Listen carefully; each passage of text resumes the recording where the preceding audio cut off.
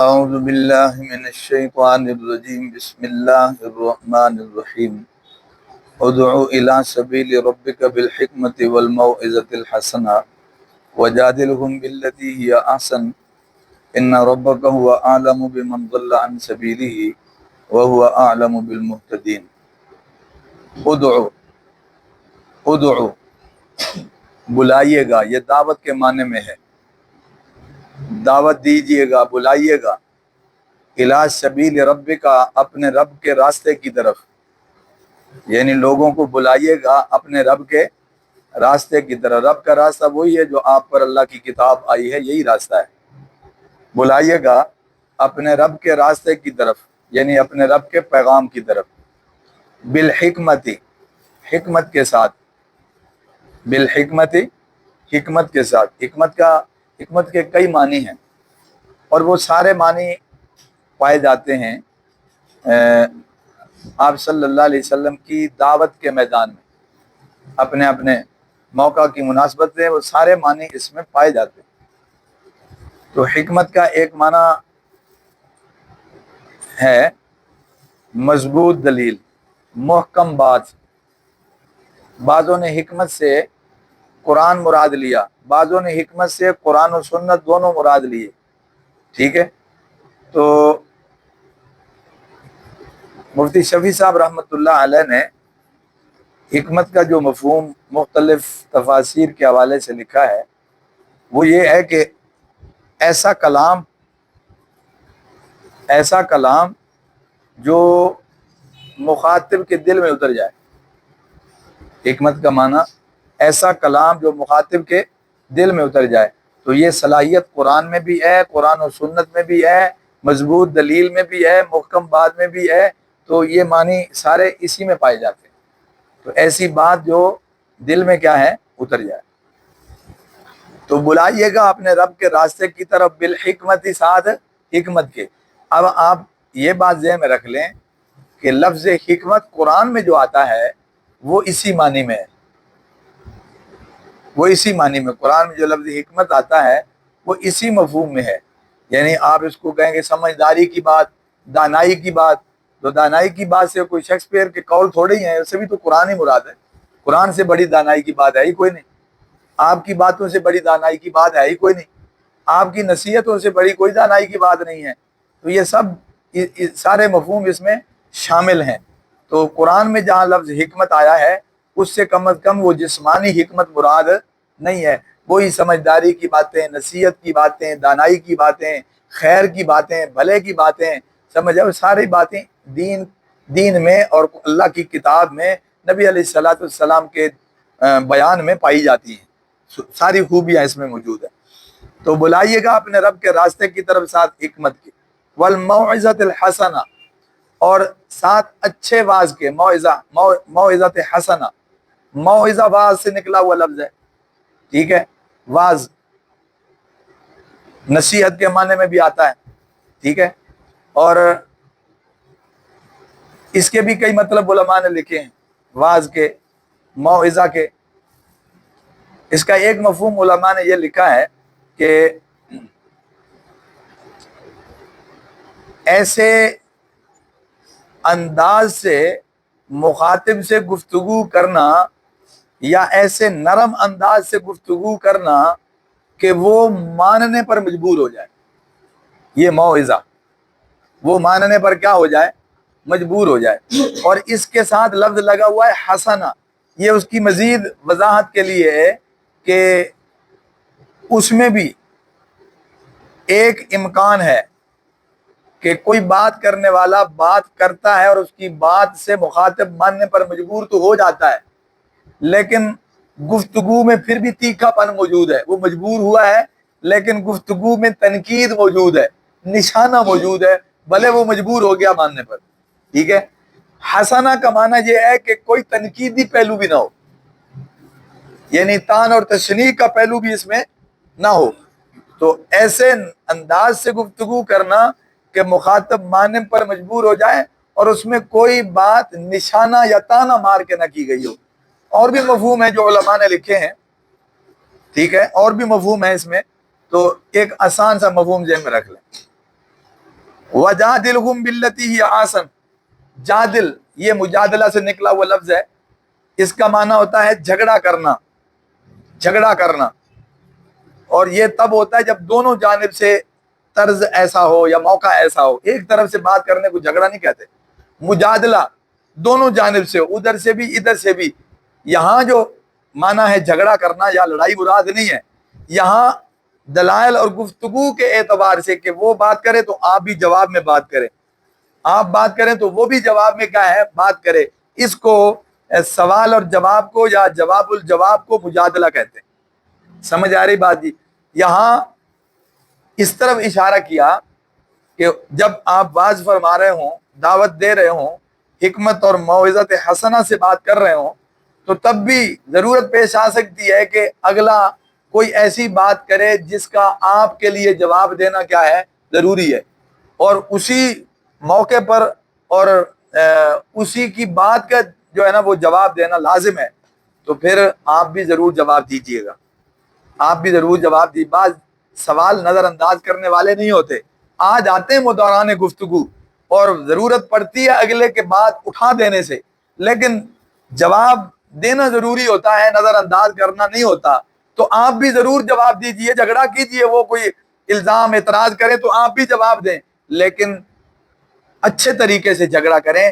وہ ہو سکتا ہے ذاتیات پہ بات کریں، وہ ہو سکتا ہے وہ گالی گلوچ سے بات کریں، ہو سکتا ہے وہ الزام تراشی سے کام لیں. آپ جو بھی بات کریں گے دلیل سے کریں گے، دلیل کے بغیر. تو جھگڑا کیجئے ان سے اس طریقے سے یا احسن کہ جو کیا ہے اچھا ہے. وہ اچھا کیا ہے؟ وہ دلیل سے بات کرنا، یہ سب سے اچھا ہے، اور یہی طریقہ ہے. کوئی بدتمیزی کرے، گستاخی کرے، بے ادبی کرے تو اس کو روکا جا سکتا ہے، اس پہ ناراضگی کی جا سکتی ہے، اس پہ غصہ کیا جا سکتا ہے، مگر اس کے جواب میں وہی انداز اختیار نہیں کیا جا سکتا. یہ کسی بھی دانا، سمجھدار یا باوقار عزت دار شخص کے لیے ٹھیک نہیں، نبی کے لیے کیسے صحیح ہو سکتا ہے؟ ٹھیک ہے. تو اب سنیے گا، دعوت دیجئے اپنے رب کی طرف، بلائیے گا اپنے رب کے راستے کی طرف حکمت کے ساتھ اور موعظت حسنہ کے ساتھ، اور جھگڑا کیجئے ان سے اس طریقے کے ساتھ، باللتی ہی، اس طریقے کے ساتھ کہ ہی احسن کہ جو کیا ہے سب سے اچھا طریقہ ہے، اور وہ ہے دلیل سے بات کرنا. ان ربک هو عالم، بے شک آپ کا رب وہ خوب جانتا ہے، بے من ضل عن سبیلہ، اسے جو بھٹک گیا ہے اس کے راستے سے، جسے ہم گمراہ ہونا کہتے ہیں، گمراہ راستہ گم کر دینا، بھٹک جانا. اور وہو عالم بالمہتدین، اور وہ خوب جانتا ہے ہدایت والوں کو بھی. آ رہی ہے سمجھ میں بات جی؟ توجہ دیکھیں، ایک ہے دین کی بات اپنے لیول تک، اپنے انداز میں، اپنی بولی میں ایک دوسرے سے کرنا. یہ تو عام آدمی بھی مفہوم کو لے کر بات کر سکتا ہے، اس کو نہیں پتا نماز کے دلائل کون کون سے ہیں، لیکن وہ یہ تو کہہ سکتا ہے یار نماز فرض ہے، نماز پڑھ لو. اب اسے دلائل کا نہیں پتا، لمبے چوڑے وہ دلائل نہیں جانتا. یہ موٹی موٹی بات کر سکتا ہے کہ یار جو اللہ کی طرف سے جو چیزیں فرض ہیں وہ فرائض ادا کرو، جن چیزوں سے روکا گیا ان سے رک جاؤ. یہ عام آدمی بھی کہہ سکتا ہے، اور یہ مفہوم میں دعوت دے گا، اس کے پاس دلائل تو ہے نہیں. سمجھ آ رہی بات؟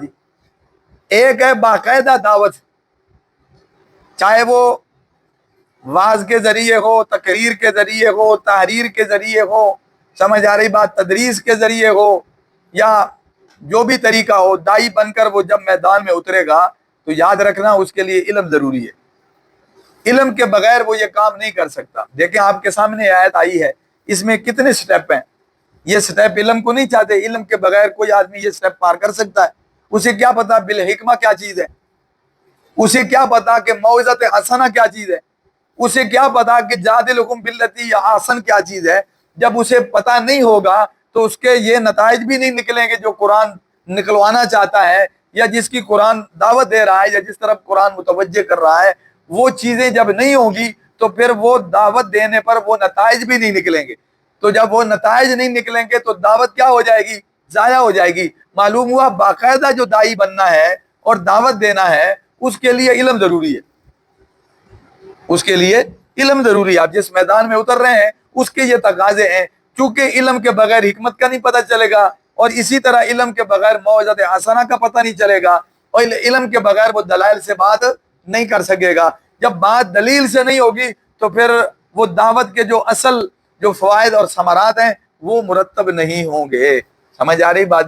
آج ہم معاشرے میں مجھ سمیت ہم سب لوگ کم از کم اس کمزوری کا شکار ہیں. بہت سارے طبقے اللہ ماشاء اللہ علماء حقہ میں سے اور جید علماء میں سے، علماء کبائر میں سے ایسے لوگ ہیں یقیناً جو ان ساری صفات سے متصف ہیں اور ساری خوبیوں سے وہ مزین ہیں، اور ان کی باتوں میں اثر بھی ہے.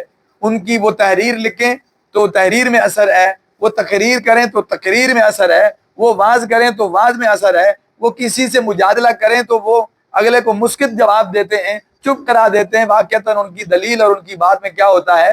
وزن ہوتا ہے. تو اس بنیاد پر ایسے الحمدللہ معاشرہ اس سے خالی نہیں ہے، ایسے لوگ ہیں. لیکن اکثریت ہم لوگوں کی، بالخصوص وہ لوگ جو اس میدان کے ہیں، جن کو آپ دائی کہہ سکتے ہیں، جن کو آپ مذہبی شعبے سے تعلق رکھنے والا کہہ سکتے ہیں، جنہیں آپ واعظ کہہ سکتے ہیں، جنہیں آپ عالم کہہ سکتے ہیں، یعنی ایسے ماں سوائے ان کے جو جید علماء ہیں اور جن کو اللہ نے خوبیاں عطا کی، میں ان کی نفی کر رہا ہوں، ظاہر ہے انہی کی بدولت ہم تک بھی دین پہنچا ہے. لیکن میں عام اپنے جیسے طبقے کی بات کر رہا ہوں کہ علماء کہلانے والے طبقے میں بھی، دائی کہلانے والے طبقے میں بھی، سمجھ آ رہی بات، اس مذہبی شعبے میں قدم رکھنے والے طبقے میں بھی، حتیٰ کہ تبلیغ کے میدان میں قدم رکھنے والے طبقے میں بھی بے شمار ایسے لوگ ہیں، اکثریت ایسے لوگوں کی ہے کہ جو ان خوبیوں سے خالی ہیں، ان خوبیوں سے خالی ہیں. اس کا نتیجہ یہ نکل رہا ہے کہ تعداد میں ہم بہت زیادہ ہونے کے باوجود وہ نتائج نہیں نکل رہے. تعداد میں زیادہ ہونے کے باوجود وہ نتائج نہیں ہیں، اس لیے کہ کہیں نہ کہیں پھسل جاتے ہیں. ہم حکمت کے مطابق بھی بات نہیں کر پاتے اور موعظۃ حسنہ کے مطابق بھی بات نہیں ہو پاتی اور وجادلہم باللتی ہی احسن کے مطابق بھی بات نہیں ہو پاتی، جس کا نتیجہ نقصان کی صورت میں نکلتا ہے. اور مخالف وہ ہمیں ترنوالا سمجھ لیتا ہے اور وہ آسان ہدف سمجھ لیتا ہے، اور الٹا اس دائی کی بات کا لوگوں پر کیا اثر ہونا ہے وہ خود جواب دہ بن جاتا ہے اور غیر مؤثر ہو جاتا ہے. اسے وہ جب سامنے کھڑا کرتا ہے اور سوال جواب کرتا ہے تو وہ بیچارہ اپنی باتوں کا جواب نہیں دے پاتا، اور الٹا لوگوں پر بھی جو اس کا اثر پڑتا ہے وہ یہی پڑتا ہے کہ اس بیچارے کو تو خود کوئی پتا نہیں. سمجھ آ رہی بات جی؟ اب اس پر علماء بھی متفکر ہیں. اب جو جید علماء ہیں، جید علماء وہ کیا کہہ رہے ہیں؟ وہ کہہ رہے ہیں کہ علماء کو اب اس میدان میں مسلح ہو کر اترنا چاہیے. مسلح ہونے کا مطلب یہ ہے کہ ان خوبیوں کو اپنانا چاہیے، اس پہ مہارت حاصل کرنی چاہیے، اس کی باقاعدہ ٹریننگ کرنی چاہیے، باقاعدہ تربیت لینی چاہیے، اور یہ چیزیں اپنے اندر پیدا کرنی چاہیے. تب جا کر وہ کوئی مؤثر جو ہے وہ خطاب کر سکیں گے یا مؤثر گفتگو کر سکیں گے یا میدان میں کوئی اپنے اثرات چھوڑ سکیں گے یا مخالف اور مقابل پر جو ہے نا وہ کامیابی اور برتری حاصل کر سکیں گے. ورنہ نتیجہ جو ہے وہ مزید نقصان در نقصان کی صورت میں نکلتا چلا جائے گا. اب اس کی میں چند مثالیں آپ کے سامنے رکھ دیتا ہوں، آپ اسی سے اندازہ کر لیں کہ کیا یہ چیزیں ہمارے اندر ہیں اکثریت میں. اگر نہیں ہیں تو پھر آپ اس بات کی تصدیق کریں گے کہ واقعتاً ان چیزوں کی اب کمی محسوس ہو رہی ہے. اب مثال کے طور پر پہلی بات کہ بھائی حکمت کے مطابق بلائے. آپ دعوت دیں، بلائیے گا اپنے رب کے راستے کی طرف حکمت کے ساتھ. حکمت میں یہ ساری چیزیں آتی ہیں کہ آپ نے مد مقابل کو دیکھنا ہے وہ کس سطح کا ہے، کس سوچ کا ہے، کس ذہن کا ہے. سارے لوگ ایک جیسے نہیں ہوتے.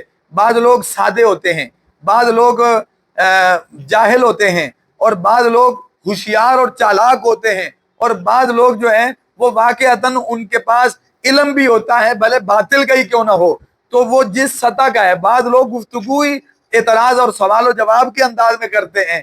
تو اس بنیاد پر آپ جب تک اپنے مخاطب کو اور یا اپنے مد مقابل کو جب تک آپ سمجھ نہیں پاتے آپ کس طرح گفتگو کریں گے.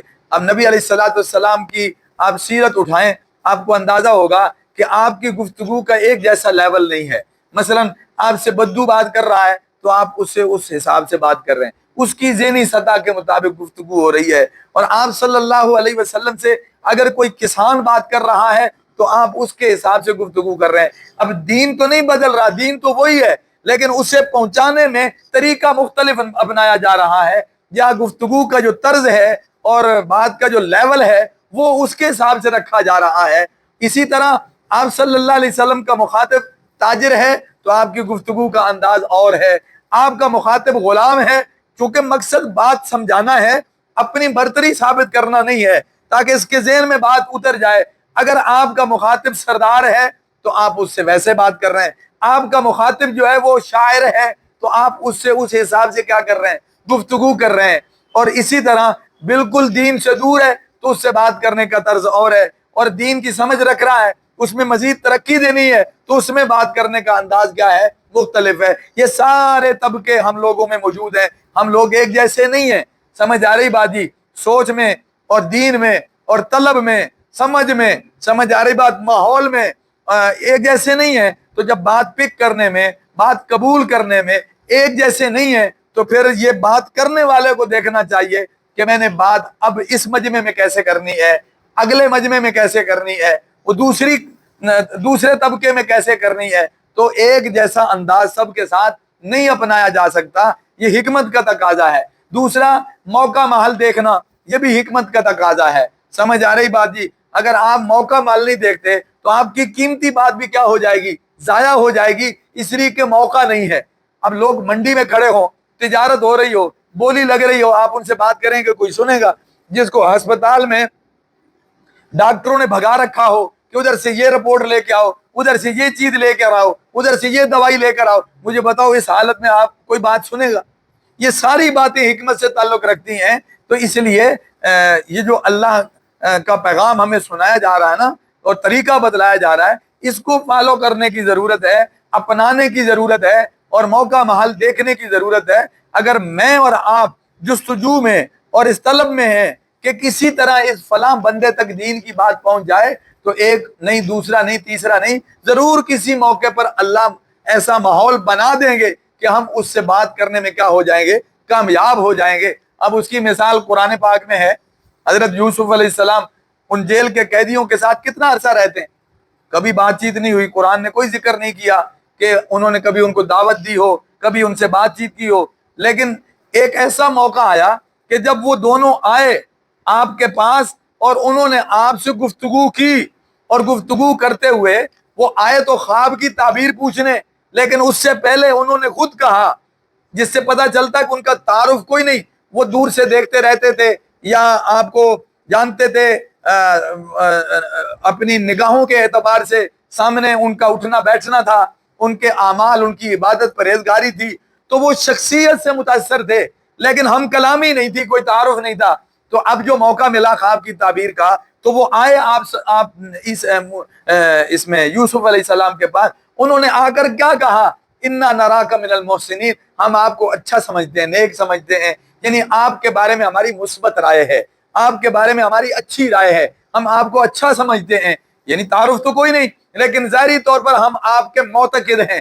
اب دیکھو، انہوں نے خواب کی تعبیر پوچھی تو آپ کو معتبر سمجھتے ہوئے اور آپ کو اچھا سمجھتے ہوئے جب آپ سے بات چیت ہوئی تو یوسف علیہ السلام نے انہیں خواب کی تعبیر فوراً بتا دی؟ نہیں بتائی۔ فرمایا دیکھو تم خواب کی تعبیر پوچھنے آئے ہو، میں تمہیں خواب کی تعبیر بتا دیتا ہوں۔ ابھی جیل کا کھانا لگنے والا ہے، روٹی کا وقت ہونے والا ہے، تو وہ کھانا کھلنے سے پہلے پہلے میں تمہیں خواب کی تعبیر کیا ہے بتا دوں گا۔ تو چند باتیں اور آپ نے شروع کر دی جن میں پورا رکوع ہے عقیدے کے حوالے سے۔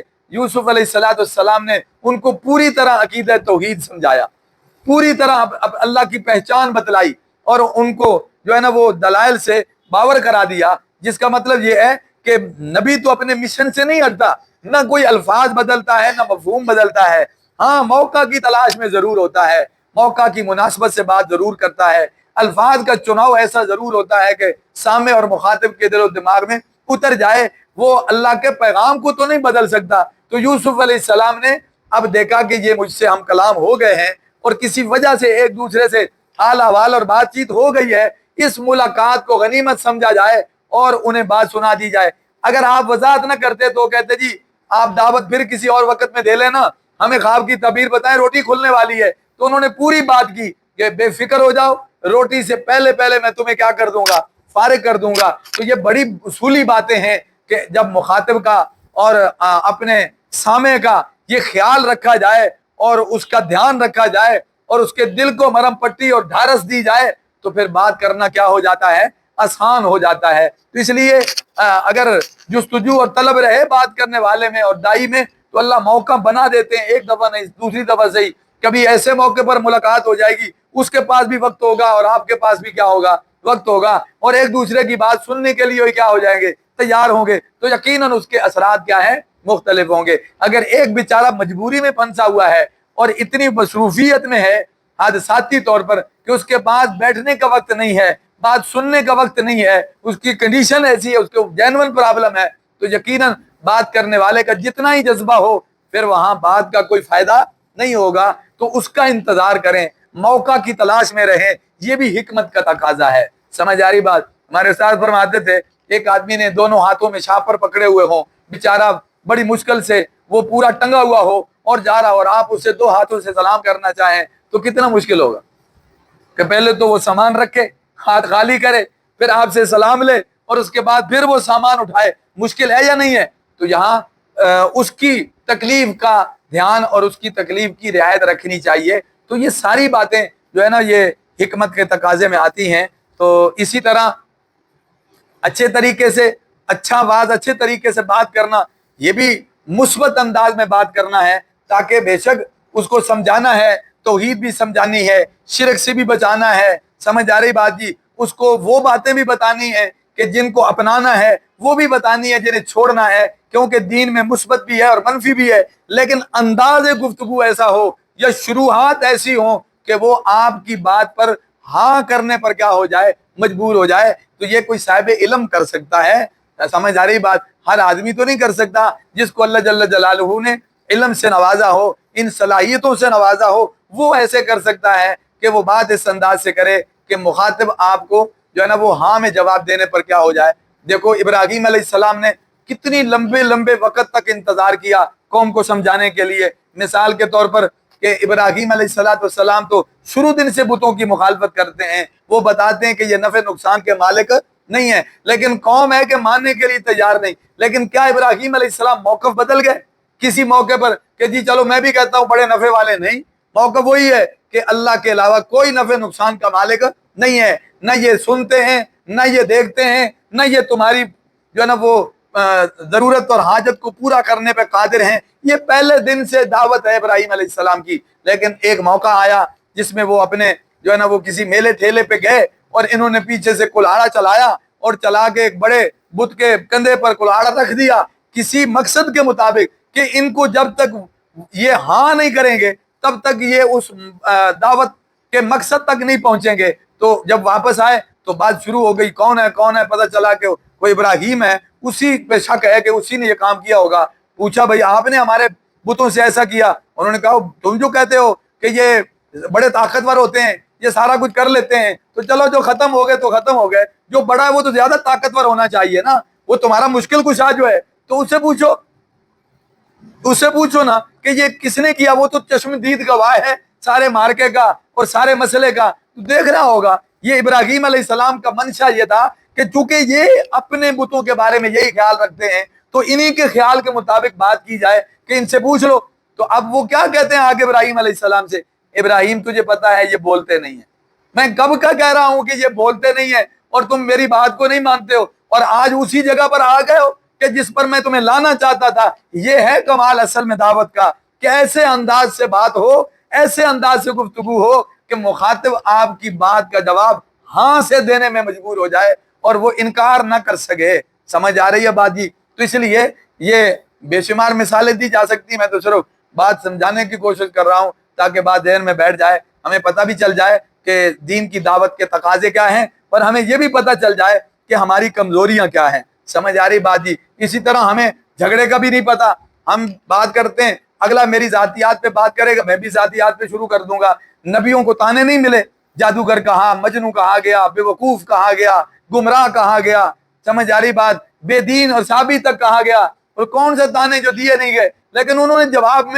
जवाब में उन्होंने वो तर्ज इख्तियार नहीं किया कि तुम भी ऐसे हो, तुम भी वैसे हो, ऐसा नहीं किया। वो अपनी डगर से नहीं हटे, वो अपनी जो है ना वो तरीके से नहीं हटे, इसलिए कि मुखालिफ का मकसद ये है कि तुम ये संजीदा तरीका छोड़ दो, तुम्हारे तरीके में असर है, तुम्हारी दावत में असर है, तुम्हारी बात में असर है, اور تمہیں وہ رستے سے ہٹانا چاہتا ہے جس کا مقصد یہ ہوگا کہ تم ذاتیات میں الجھ جاؤ گے، تو پھر تمہاری بات کا اثر بھی کیا ہو جائے گا، ختم ہو جائے گا، تمہاری دعوت فلاب اور دعوت بے اثر ہو جائے گی۔ لہذا نبیوں نے کبھی جذبات کو اپنے اوپر غالب نہیں ہونے دیا۔ نبیوں کی صفائی اللہ نے دی ہے کہ وہ بے وقوف نہیں ہے، وہ گمراہ نہیں ہے۔ نبیوں نے اپنا وقت جو ہے وہ اسی پہ صرف کیا، سمجھانے پر، ذاتیات میں نہیں الجھے، ان تانوں میں نہیں الجھے، سمجھ آ رہی ہے؟ اسی کو قرآن کہہ رہا ہے کہ مجادلہ کیجئے اچھے طریقے سے، یعنی اگر ٹاکرا ہو جائے اور مد مقابل سے جو ہے نا وہ تبادلہ خیال کرنا پڑے، مکالمہ کرنا پڑے، مناظرہ کرنا پڑے، سمجھ آ رہی باجی، اور اسی طرح گفتگو کرنی پڑ جائے تو بڑے سنجیدہ طریقے سے کی جائے اور دلائل سے کی جائے۔ حضرت تھانوی رحمۃ اللہ علیہ کے بارے میں آتا ہے، دیکھو جو بہت پیچھے بھی مثالیں دی جا سکتی ہیں۔ اب ان کی دعوت بہت زیادہ تھی، لوگوں پر توجہ ان کی بہت زیادہ تھی، اور دکھتی رگ پہ ان کا ہاتھ تھا، اور وہ خالی کوئی روٹی کھانے والے مرشد اور پیر نہیں تھے، وہ اصلاح کرتے تھے، مجاہد قسم کے لوگ تھے۔ یہ نہیں جیسے آج کل ہم نے درباریوں کو صوفی مشہور کر دیا ہے کہ بس جو کسی کو کچھ نہ کہے وہ صوفی ہوتا ہے۔ یہ مجاہد لوگ تھے، یہ اللہ سے ڈرنے والے بھی تھے، اور غیرت مند اور غیور اور حمیت والے ایمان والے بھی تھے۔ یہ مظلوم نہیں بناتے تھے اہل ایمان کو، وہ سینہ تان کے اور سر اٹھا کے جینا سکھاتے تھے، عزت کے ساتھ جینا سکھاتے تھے، دلائل سے مسلح کرتے تھے، دلوں کو صاف و مصفہ کرتے تھے، تزکیہ کرتے تھے۔ تو یہ طریقہ تھا ان کا، مگر دلائل سے اور تعلیم و تزکیہ سے یہ کام کرتے تھے۔ اب ان کو ان کے راستے روکنے والے بھی تھے، 1000 سے زائد کتابوں کے مصنف، آج تک لوگ تانے مارتے پھرتے ہیں کہ جناب ان کا تو ختم نبوت کا عقیدہ، ارے سینکڑوں کتابوں میں سینکڑوں ان کے بعد موجود ہیں ختم نبوت پر۔ اگر ان کا عقیدہ ختم نبوت کا نہیں ہے تو پھر آج کے اس ملا کا عقیدہ ختم نبوت کا ہے جو ایک حلوے کی پلیٹ پہ بکا ہوا بیٹھا ہوا ہے، اور جو وہاں کی عوام کا تقاضا ہے ویسی بولیاں بول رہا ہے، پھر کیا وہ ختم نبوت کا محافظ ہے؟ یقیناً یہی لوگ محافظ ہیں جو حفاظت کر گئے ہیں۔ ان کو تکلیف ہے، وہ کل بھی تھی اور آج بھی ہے، ان کو آج بھی مسائل ہیں، تو وہ ذاتیات پہ آ جاتے ہیں۔ تو انہوں نے، کسی نے کہا آپ لوگوں کو واعظ کرتے ہیں اور آپ کے گھر میں بیوہ بیٹھی ہوئی ہے، اس کا نکاح کرو۔ تو حضرت تھانوی رحمت اللہ علیہ کا جواب پتہ کیا؟ یہ جواب شرعی ضابطوں کے مطابق اور بڑے تحمل مزاجی کا جواب ہے۔ فرمایا یہ تو عاقل اور بالغ ہے، میں اس سے پوچھ کے ہی بتا سکتا ہوں کہ وہ رشتے کے لیے تیار ہے کہ نہیں۔ یہ بات میرے دائرے کی نہیں ہے، وہ عاقل بالغ ہے، میں پوچھ کے بتا سکتا ہوں کہ وہ آئندہ شادی کے لیے تیار ہے یا نہیں ہے۔ تو بات کا جواب تو ہے، ورنہ اور بھی جواب دیے جا سکتے تھے۔ تو یہ ایک مثال ہے ذاتیات پر، جو آپ کو اتر کے میدان میں، مجلس میں، واعظ میں آپ کو دعوت کے موقع پر تانا مارتا ہے، تو اس کا منشا یہ ہے کہ آپ رستے سے ہٹ جائیں۔ تو عقل مندی کا تقاضا یہ ہے، اور قرآنی تعلیم کا تقاضا یہ ہے، اور داعی ہونے کا تقاضا یہ ہے کہ مقصد سے نہ ہٹا جائے۔ یہ باتیں بعد میں بھی ہوتی رہیں گی، پھر ان کے اور جواب بھی ہوتے رہیں گے۔ یہاں اس میدان میں اترنے کے بعد اس موقع پر اب اس کا جواب یہ نہیں ہے کہ اسی کی طرح ذاتیات پر اتر آیا جائے، اپنے دلائل کا میدان نہ چھوڑا جائے۔ ہاں باقی اللہ کو معلوم ہے کون ہدایت والا ہے، کون گمراہ ہے۔ یقیناً اگر کوئی طالب ہدایت ہوگا تو ہدایت مل جائے گی، ورنہ یقیناً گمراہی اس کا مقدر ہے۔ اس کا مطلب یہ ہے کہ دعوت دینے والے کے ذمہ دعوت دینا ہے، باقی ہدایت اور گمراہی اللہ کے اختیار میں ہے۔ وہ خوب جانتا ہے کون ہدایت کے لائق ہے، کون گمراہی کے لائق ہے۔ ہمیں اپنا فریضہ ظاہر کو دیکھ کے ادا کرنا ہے۔ اللہ سمجھ نصیب کرے، اللہ عمل کی توفیق عطا فرمائے، اور اللہ ہم سب میں داعی والی صفات اللہ پیدا فرمائے۔